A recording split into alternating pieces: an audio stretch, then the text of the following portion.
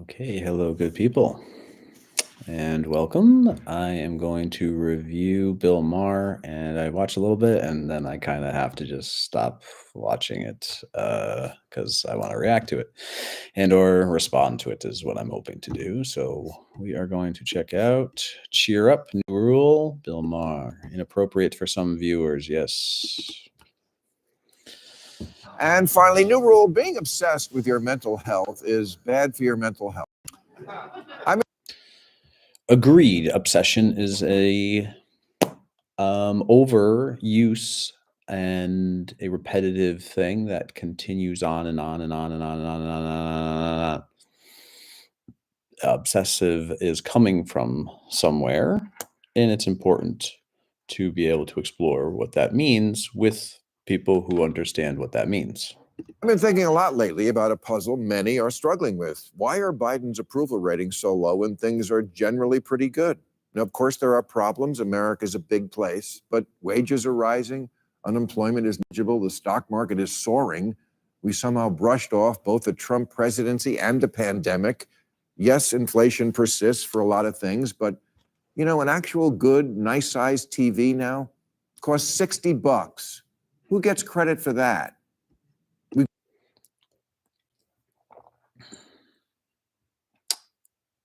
Who wants credit for it?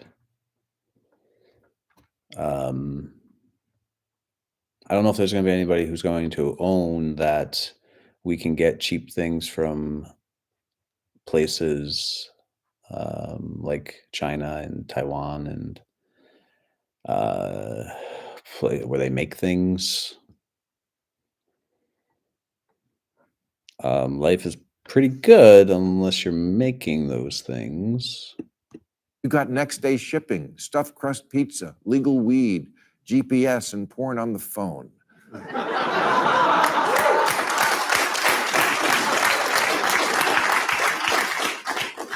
Cheer the fuck up.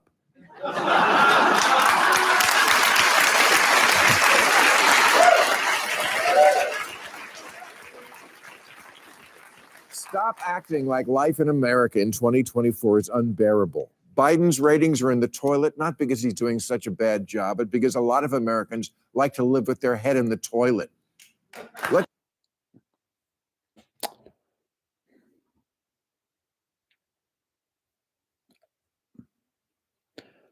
I think that there's also a wisdom that this can't last like this. And it's an anticipation anxiety or an anticipation, an understanding of a lived experience that, like, when it's good, it's not going to last. So, one of my observations with Bill, and he said it in some interview in his bar after dark or something like that. He said that it was around, that we're all just going to go to hell in a handbasket. So why not just enjoy the ride, basically? And I was like that once. And then I went through, I would say, a process and, um, whether or not having children is a factor, whether or not, life experiences, um, how much those things play into a factor. And I think that there's an awareness about the cost of those cheap TVs, and we shouldn't have to ask for legal weed. Like, that should be just a given because it's a plant. Um, those things come at a cost. I think people intrinsically and morally understand that, but we can't stop using them. Let's look at the numbers. Almost a third of American adults have reported a depression diagnosis at some point in their life. So 30%, I would say that sometimes clients have been probably self-diagnosing themselves in order for us to bill for a long time. And then you gotta figure how many people don't go to talk to somebody. And depression is a very I'm skeptical of the depression as a diagnosis, considering its connection to the nervous system and conditioning, and what we're discovering and talking about with dissociation, and how that plays into the whole factor of it actually even being a diagnosis, and to what degree is it not predicated upon transdiagnostic factors like addiction, dissociation, and trauma. But I do suggest, I always mispronounce his name, but I'll link it somewhere. Actually, it's linked in our work, about depression. Um, UCLA professor talking about it. There's conditioning involved in people's life circumstances, and that gets continually kind of imparted upon the person in their lives. And while depression is, of course, a very real thing, it's also true that earlier generations never suffered from the expectation that you're supposed to feel good all the time. 1 in 8 adults are on antidepressants, and that doesn't include the ones who steal them from their kids. And the kids? 1 in 8. What is 1 out of 8 adults? The newest TikTok challenge is self-diagnosis of mental problems, because what's more of a hotbed of mental health than TikTok? In 2022, the CDC released the results of a survey on teen mental health, and over 40% said they feel persistently sad or hopeless. And antidepressant use among young males is rapidly rising, unlike their dicks. Now, without a doubt, antidepressants can be life-saving for those who need them, but here's the thing. About 3/4 of Americans who are on them haven't been diagnosed with depression at all. They Yep. just want a magic pill. We spend $6 billion a year on drug ads, all featuring someone emerging from darkness to play with a dog. And all with the message, you're a sad sack of shit, now take this. Or I don't know if this is where he's going. This is where this is live, but yeah, don't expect the same thing out of psychedelics. You're going to come to a wisdom that is going to shake you to the core, and I mean the core foundations of all this convenience. Also, and don't get mad at me, I'm just citing statistics, but the people who really shouldn't be that bummed out but are acting like it anyway are exactly who you think: white women. An estimated 35% of whom are on antidepressants, although in their defense, have you seen the prices at Lululemon?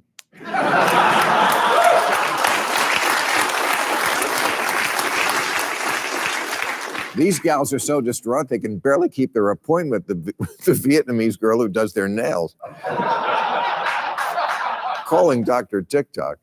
But every bad feeling isn't a disease, and Americans really need to stop pathologizing everything. No one's just sad anymore. They're clinically depressed. They don't merely worry, they have chronic anxiety. Do you like things neat and organized? That's OCD. You're bummed when it's cold out? Seasonal depression. Hate being alone? Separation anxiety. Bored? That's ADHD. Shy? Social anxiety disorder. Why? Because you don't want to go to the office party? Nobody does.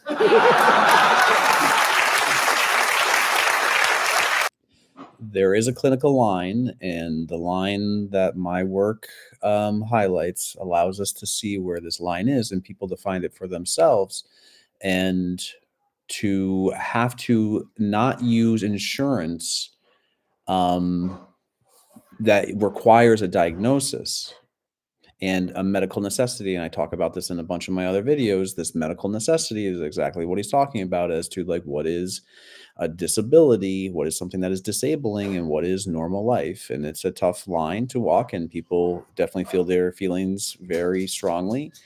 And there's reasons why, but more often than not, our solution, centers around regulation. Best case scenario, you have too much fun and it leads to getting fired. Are you moody? No, you're bipolar. And some people are bipolar. And some people are on the spectrum. But sometimes on the spectrum is just a hall pass for being a jerk.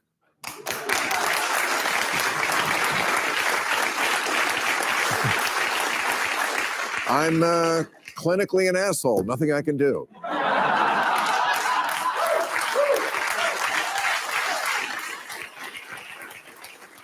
Yes, you are on the spectrum, but so is everyone else alive. That's why they call it a spectrum. And it's not noble to glom onto the soft end of it. A spectrum is a circle. That would be an interesting connection here for me to make, because the linear way of thinking is that it is a line and that there is an edge. These things have cyclical relationships. These things cannot be separated. But our logic and language often captures that. PTSD is for people who fought in Iraq, not for people who want to bring their dog on a plane. There are different types of traumas, and it would be important for us to cite that out or to sort that out. My work does that, and requires some truths to be realized, but there is a spectrum of trauma, and I do highlight that in my work as to where the line between pathology and normal.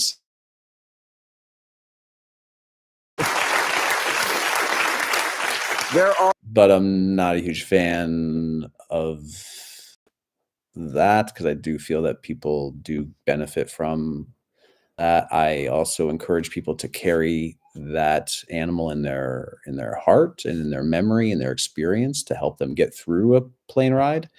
I do think that there is a challenge that we need to, when at the right time, but oftentimes people don't feel like it is the right time and ever, because they've never known calm or relaxation or regulation in their life. And that is one of the mainstay that I do, and to help people kind of understanding of that. Are people in America with real problems who deserve to feel sad, but sometimes a bad day is just a bad day. When you constantly reinforce this message that no one's just a normal human with normal struggles, but we're all permanently fucked in the head, it becomes a self-fulfilling prophecy. Yes, this is where the system needs to maybe stop selling so much of this. Let them come to us. This is why I'm advocating for a separate profession, particularly around healing. Maybe the solution is much simpler, and you just went a week without sleep or sunlight. Maybe you have problems that could be solved with vegetables.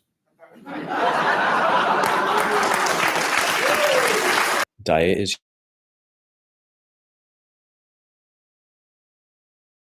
confused with our physical health needs. Or exercise. Studies have shown that while antidepressants can be effective in serious cases, for most people, exercise is even more effective because exercise helps you get laid. And exercising with somebody, I guess getting laid with somebody, maybe increase. Whereas antidepressants just make you listen to podcasts about murder. A couple of months ago, Elmo, the Muppet from every screaming toddler's iPad, wrote on his Twitter account, "Elmo is just checking in. How's everybody doing?" And Twitter responded like he was the suicide hotline.